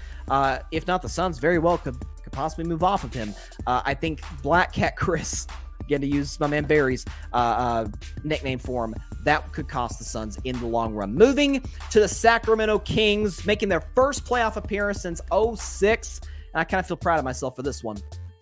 The Kings of offense and the peasants of defense. I got to give myself a little pat on the back for that one. The Kings of offense, the peasants of defense. Folks, Sacramento is statistically, by the advanced numbers, so to speak, it feels weird to say this, the best offense in NBA history. Now, do I think they're the best offense in NBA history? I do not. We got to see them prove that in the playoffs. But that's what the numbers say. Defensively, though, what the numbers say, awful. They're 26th in defensive efficiency. De'Aaron Fox, while he's tremendous, not a defender. Kevin Huerter's not a defender. Terrence Davis, okay, but not a great defender. Harrison Barnes, fine, still not a great defender. Sabonis is not a great defender. For Mike Brown, who, congrats to Mike Brown, just won Coach of the Year, and he's kind of a defensive guy. You're not seeing that in Sacramento. Now, some of that might be just personnel. And again, lack of experience, I think, is going to hurt them in the long run as well with them playing my Warriors in the first round. But they're almost unstoppable offensively. Can get almost any shot they want in the paint, outside. They get to the free throw line at a pretty good efficiency at a high level. But defensively, they cannot guard me, much less the defending champs. So I think that's going to hurt the Kings in the long run. To the Memphis Grizzlies, their biggest weakness, no identity in clutch time. You say, Bryson, what's clutch time? Clutch time is the last 5 minutes of a basketball game when the score is within 5 points. And the Grizzlies this season were in the bottom half of the NBA in clutch time offensive efficiency all season long. Some of that has been they dealt with a lot of injuries. John Morant's been out. Desmond Bane missed time. And at times, Jaren Jackson Jr., who's more of their defensive stopper, was their number one option on offense. I think, again, you got good players. I'm forgetting his name. Jones, I think, who's their backup point guard, has played well. oh my gosh, what's his name? Luke Kennard is a good shooter from deep. Steven Adams, who's out for the playoffs, looks like. I hate that for him. Brandon Clark, who's out for the playoffs. Like, where do they go in clutch time? And they struggled a lot last season, if you remember, against my Warriors in the second round. Lost a close game in game 1. Lost a close game in game 4. And lost a relatively close game. Had a chance to win in game 6. I feel like that's going to rear its ugly head back for the Grizzlies. That's why I've never bought into them as a contender since about the time the new year rolled around. And finally, the Denver Nuggets. Their biggest weakness is teams will attack Jokic defensively. And I'm not saying this to pick on Nikola Jokic, but if you talk about a Denver team that was not all that great defensively, certainly for a number 1 seed, finished the season kind of cold down the stretch, that is a concern. Nikola Jokic, if you remember the last couple of years, against my Warriors last year and against the Suns in 2021, heck, against the Lakers in 2020, teams always try and get Jokic in the pick and roll. And he can't stay with the best guards in the NBA. He can't. He's remarkable offensively. He's not bad defensively, but he just cannot stay with the best offensive players in basketball. I think that's gonna be something the smart coaches. Again, we'll see who Denver plays. It'll be the OKC or Minnesota. How they attack him, how they choose to attack him. I think that's something that could cost the Denver Nuggets in the long run and cost them a shot to compete for a championship. So, hang on a minute. That is my NBA playoff weaknesses. And again, we'll go back over it. I wasn't able to get the Bulls on there, so it'll look bad if the Bulls don't win tomorrow, or the Bulls win tomorrow and make the playoffs. But I think my weakness for the Bulls was that they're not good enough defensively, because they're not a good defensive team. But then Miami Heat, too reliant on Jimmy. Atlanta Hawks, atrocious defensively. Brooklyn Nets, no elite shot creators. New York Knicks, Thibodeau teams are gassed once the playoffs roll around. Cleveland Cavaliers, too young to contend. Philadelphia 76ers, Embiid's health, Harden's mentality, and Doc's history. Boston Celtics, Tatum's aggressiveness in big spots. Milwaukee Bucks, what do you get from Chris Middleton? Oklahoma City Thunder, too reliant on Shea. Minnesota Timberwolves, coaching and lack of depth. The Lakers, which is not on here. I had to move a spot for it to get the Clippers on here. But the Lakers was AD's mentality, essentially. You worry about AD's mentality in the playoffs. Golden State Warriors, not as good defensively as years past. Los Angeles Clippers, Kawhi and PG's health and Westbrook's playoff history. Phoenix Suns, Black Cat Chris. Sacramento Kings, the kings of offense and the peasants of defense. Memphis Grizzlies, no identity in clutch time. And then Denver Nuggets, teams will attack Jokic defensively. Those are my playoff weaknesses coming into the NBA playoffs in 2023. It's going to be fun, man. The playing games have already been fun.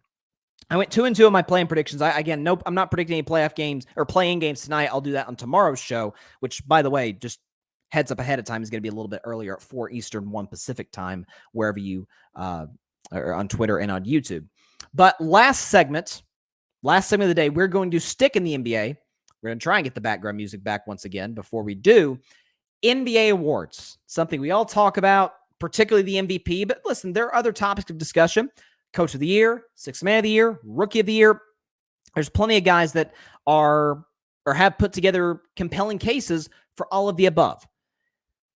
I'm going to give you who if I had a vote, I need to do a segment. I got if I were a bet man, but I also need to get that segment if I had a vote. Like not all-star vote, MVP vote, NBA regular season award vote. I will give you who I think should win each individual award. And not just that, for the first time in Carving It Up Live, I will give you my first, second, and third all NBA teams. So let's go ahead and get the background music back on. We will start with a new award in the NBA this season, which, listen, I'm usually not a fan of the NBA adding new awards. This, to me, is great. I love it. The Clutch Player of the Year. It's fitting. We just had Ryan Flowers on Clutch Sports Talk. The Clutch Player of the Year in the NBA. Who do I think should win it? To me, it's not even close. It's De'Aaron Fox of the Sacramento Kings, okay? De'Aaron Fox is a guy who was first in the NBA in clutch time points, shot over 50% from the field, and the Kings had a winning record in clutch time this season. Again, I love this award. I think NBA players should get more credit for when they come up big in the biggest moments when their team needs them the most. De'Aaron Fox, to me, did that more than any player in the NBA this regular season. De'Aaron Fox would be my clutch player of the year. Moving on to the sixth man of the year, plenty of good candidates. I know a lot of people are talking about Emmanuel Quickley of the New York Knicks. I'm going to stay out east, but I'm going to go to Boston with the Celtics. To me, the sixth man of the year is Malcolm Brogdon. Malcolm Brogdon is the guy who averaged 14 off the bench. He was, to me, just what the doctor ordered for the Celtics. They needed a true point guard.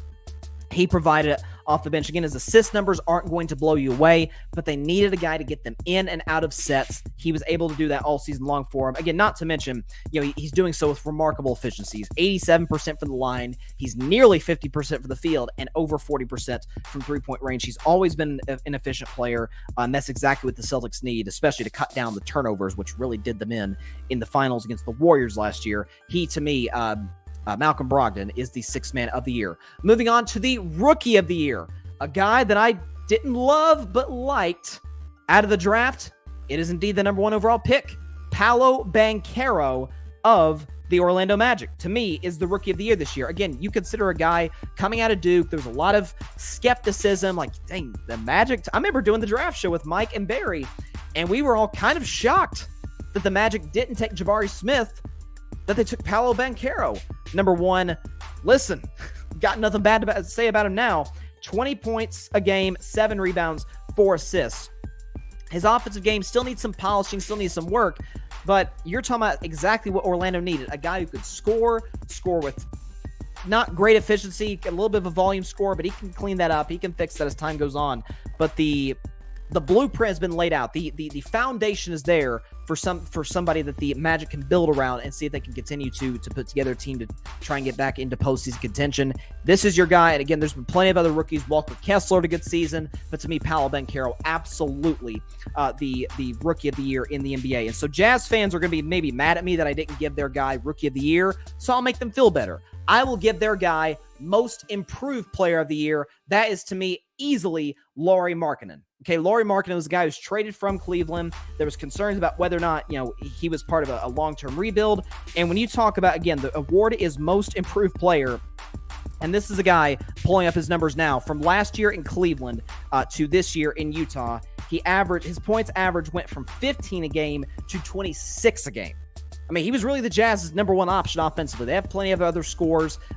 Colin Sexton. They've got Taylor Horton-Tucker. But this is their guy.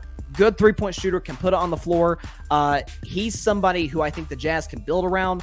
Again, they've got a plethora of draft picks. We know Danny Ainge loves his draft picks. Well, this is a guy that he can pair with the guys that he drafts in the coming years. Lauri Markkanen had a fantastic year. I think is the runaway most improved player in 2023. Our only award that has already been given out, and I think it was given out to the right guy. It is, to me, by a mile, Mike Brown of the Sacramento Kings. Mike Brown, longtime assistant coach with my Golden State Warriors. Love that guy. Brought a real defensive intensity to the Warriors in the 6 years that he was there. Goes to Sacramento and totally changes the culture. This is a Kings team that, need I remind you, this is their first playoff appearance since 2006. You know how different the world was back in 2006? I don't think the iPhone was a thing in 2006. Now we can't get our faces off of it. Totally different America, totally different world. And Mike Brown was able to do that with a team that had little to no expectations coming into the season. But he got the absolute best out of his best players, guys like De'Aaron Fox, Domantas Sabonis, and a solid bench. Again, best offense in terms of efficiency in NBA history. A little surprising how horrendous they were in the defensive end. But to put the Sacramento Kings in a crowded West in the 3 seed, hats off to Mike Brown. Did a fantastic job. And again, he was awarded, according to Woj earlier today, the coach of the year. Well-deserved. I don't even think it's close. The guy for OKC did a good job. Again, there's plenty of other candidates out there, but to me, Mike Brown's the runaway coach of the year in 2023. But the award we all care about at the end of the day is the most valuable player. And it came down to the wire this year, but I think it's easy. It's Joel Embiid. This is a guy who was in the MVP running the last 2 years, and both times was denied by Nikola Jokic. I thought, I didn't think he should have won in 2021 or 22. I thought Steph Curry should have won in 2021. I thought Giannis should have won it last year. But when you consider the numbers that this guy's putting up, 33 a game with 10 rebounds, shooting 55% for the field, he's got as good a bag as there is in the NBA in history among centers. Not saying he's better than certain other guys like, Shaq and Kareem and Hakeem, all guys like that, Russell. But you consider he's got a jump shot. He's got a good fadeaway shot. He's obviously as dominant as there is of anybody down low. Again, he can score almost at will. He's tremendous on the defensive end of the floor. Again, bullied Jokic. Their only matchup this year back in January, bullied the two-time MVP and played well in his matchups against Giannis this year. And again, to me, what separated him and Giannis, who I think should finish second for MVP, again, I take the V word very seriously, valuable. Giannis, no question, his value to Milwaukee. But this year, the Bucks had a winning record without Giannis. Okay, the Sixers are a no-show without Joel Embiid. To me, he is absolutely the most valuable player this season. So go and recap the awards, and then I'll get to my first, second, and third All-NBA team. So Clutch Player of the Year, the new award, which I love, by the way. Clutch Player of the Year is De'Aaron Fox. Sixth Man of the Year, Malcolm Brogdon. Rookie of the Year, Paolo Banchero. Most Improved Player, Lauri Markkanen. Coach of the Year, Mike Brown. And MVP, Most Valuable Player, is Joel Embiid. Now, this is what's fun. I think I'm going to turn the music off for this one because this is very intense stuff, okay? So, the All-NBA teams, first, second, third.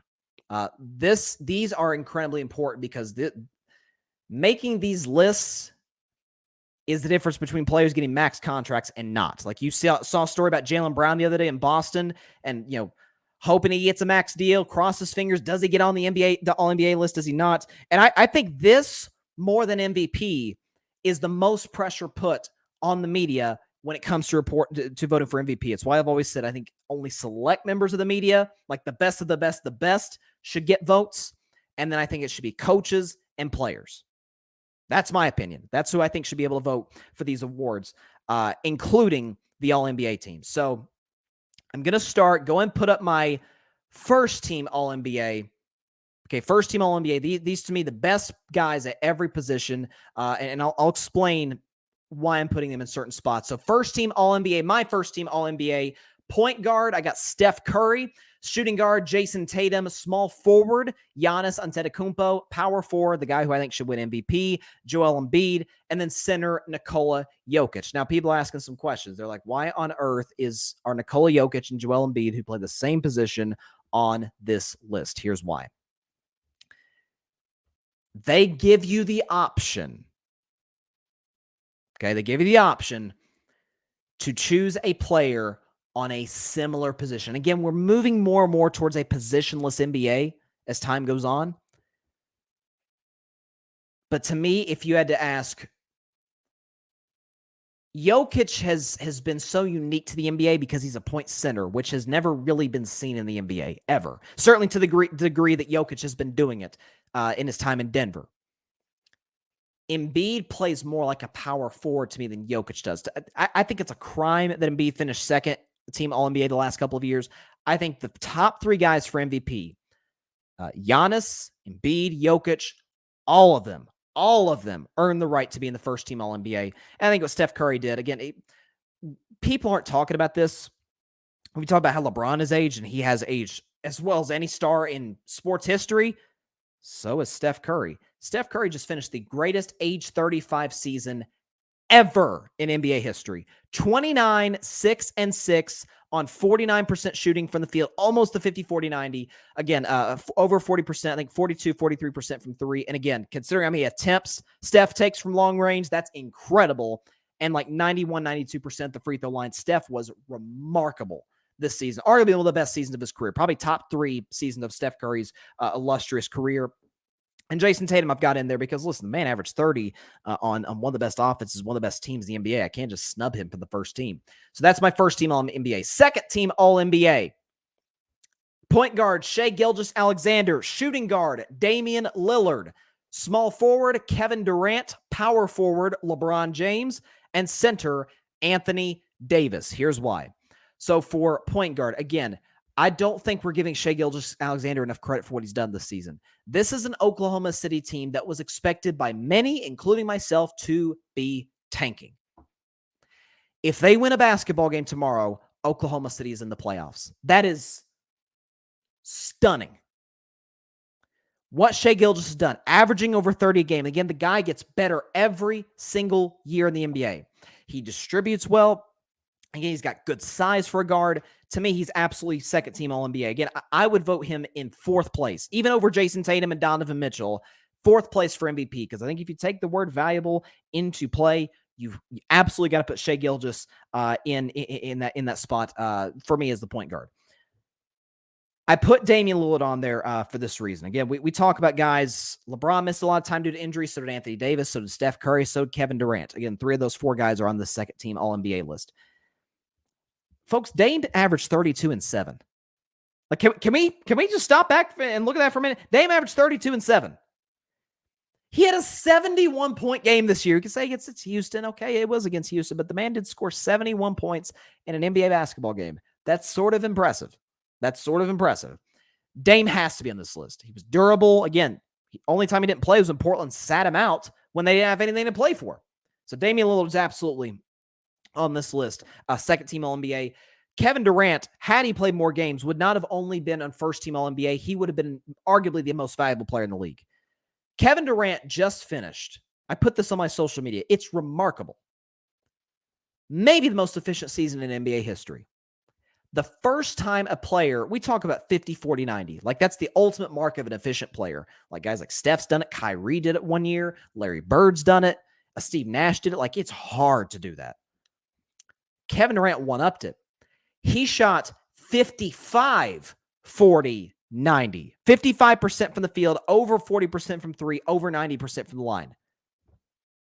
Listen, I've always called KD the most gifted, not the best, not the greatest, the most gifted offensive talent in the history of the NBA. He can do whatever he wants, whenever he wants, however he wants on the offensive end of the floor. He's got the crossover, could shoot over anybody, got the 3, the mid-range, getting to the line, getting to the rim. He's literally unguardable. If you had to create a player in NBA 2K and get a 99 offensive rating, it'd be Kevin Durant. It's as simple as that. He's unguardable. LeBron. Can we just take into account in year 20 what LeBron James just did? LeBron James in year 20 in the NBA, when the all-time leading scorer for year 20 in the NBA was the late, great Kobe Bryant with 18 points a game. And that year, Kobe shot 37% from the field. LeBron James this season for the Los Angeles Lakers in year 20 averaged 29, 8, and 7 on 50% shooting. Father Time is undefeated. He always will be undefeated. Man, he just got the crap beat out of him and barely survived Tom Brady. He is in another battle with LeBron James. Actually, matter of fact, they made the commercial. Jason Momoa as Father Time, which I love those. I wish they make more of those. But that's the reality of what LeBron James is. Again, became the all-time leading scorer this year. Was one of the best all-around players in the NBA. Absolutely second team All-NBA. And Anthony Davis. Listen, I've been critical of AD this year. I cannot deny the production. Okay, Anthony Davis this season averaged 26 and 12.5 rebounds on 56% for the field. That's hard to ignore. Okay, AD, some of his best games this year were some of the best games offensively and defensively in the NBA this season. Again, like I said, when AD's on, he's probably the best player on the court, depending on who the Lakers are playing. Almost always. I mean, he had a game where he outdueled Giannis. Remember back in December? Like, AD's tremendous. It's all about his mentality. So second team All-NBA, AD belongs there. Now, the most controversial is always third team All-NBA because it's about who you leave off the list. But let's see. Do we have it right here? Yes, we've got it. I put Luka Doncic, De'Aaron Fox, Jaylen Brown, Kawhi Leonard, Domantas Sabonis. People are going to talk about Donovan Mitchell. The only reason Donovan didn't make the list. Luka, again, people can say, how do you put Luka on over Donovan Mitchell? The guy missed the playoffs. folks, Luka Doncic averaged 32, 8, and 8 on 50% shooting from the field. I can't ignore that. De'Aaron Fox was the best player on the best offense and was the most clutch player of the NBA this season. Can't ignore that. Jaylen Brown, second best player on arguably the second best team in the NBA, averaging over 25 a game. Can't ignore that. And then the two other guys I had, Domantas Sabonis at the center spot and Kawhi Leonard. Kawhi averaged 23-24 game, great defense, great efficiency, the whole bit. I love Donovan Mitchell, but that's my All-NBA teams list. First team All-NBA. Steph Curry, Jason Tatum, Giannis Antetokounmpo, Joel Embiid, Nikola Jokic. Second team All-NBA. Shai Gilgeous-Alexander, Damian Lillard, Kevin Durant, LeBron James, Anthony Davis. And finally, third team All-NBA, Luka Doncic, De'Aaron Fox, Jaylen Brown, Kawhi Leonard, Domantas Sabonis. There you go. Those are my award winners, and those are my first team All-NBA, first, second, and third All-NBA lists. Alrighty, so there you go. Man, that was a fun show. Big thanks to Ryan for coming on. That's all the time we have for today's show. Appreciate everybody stopping by as always, and a big thank you to Ryan Flowers for coming on the show to talk all things NFL draft. Listen, the guy is absolutely grinding when it comes to watching the tape. But that's just listen. Let's see, served this country. He's phenomenal human being. So am I shocked that he's doing the work that he's doing? Of course I'm not shocked. That's Ryan Flowers for you. That's why I love having him on the show, love having him as a friend, and love having him as a teammate here at the Grid. But again, Carving It Up Live will be back tomorrow. Again, weird time for Friday. Sorry for the inconvenience, but 4 Eastern, 1 Pacific on Twitter and the Carving It Up YouTube channel and the Grid YouTube channel. And be sure to like, share, comment, take 2 seconds out of your day. Hit that big red subscribe button. Helps the channel grow exponentially. And be sure to go subscribe to the aforementioned Grid Podcast Network. That is GRYD, the Grid Network on YouTube. Wherever you get your podcast, Apple, Spotify, iHeart, Google, anywhere you get your podcast. Anywhere, however you want it, wherever you want it, we've got it here at the Grid Network. Anywhere you get your podcasts. Got incredible content creators. Saw Patrick Brown in the comments, the Chaotic Sports Podcast, and the Forum Lakers Podcast, which is new, just added to the Grid. Barry Grant Jr. is in the comments, the All Even Podcast. Be sure to check his stuff out. Let's see who else we got. We've got Ryan, obviously mentioned Ryan, Clutch Sports Talk, Alfred Parsar Jr. of the Metropolitan Report and the Rocket Fuel Jets Podcast, putting out incredible content right now. The Cowboys Cam Fan Podcast, Anth, Adam, Alex doing an awesome job up north in Canada. Big Cowboys fans, absolute, blast. One of these days, I'll need to go to Canada and do a show with those guys. They're the absolute best. Parnell of the Commander's Demand Podcast, the newest member to the Grid Network, is putting out great stuff right now. Check his content out. I think that's everybody. Yeah, I think I got everybody at the Grid. Don't want to miss anybody. Obviously, Mike Guido's the Grid. Jamel Crothers, who was on the show about a month ago to talk March Madness. He writes some incredible pieces for the Grid's website, so check his stuff out as well. All right. Have a great evening, everybody. Please continue to stay safe out there. Please be sure to take care of your physical as well as your mental health. And definitely, most definitely, please call your state representatives and senators to demand change regarding gun violence in America. We are starting to see some progress here in Tennessee, although it's not where it needs to be. But we're starting to see some progress. Thanks a lot to the protesters and to those who made their voices heard in the streets and continue to make their voices heard in the streets. Please keep doing what you're doing. Do not let up. Keep your foot on the gas and demand change, because change is needed. Everybody stay safe out there. God bless you all. Peace out. Draft's in 2 weeks, baby. Thanks so much for watching the show on YouTube. Be sure to click that big red subscribe button and go check out the other clips and full shows of Carving It Up Live. Have a blessed day.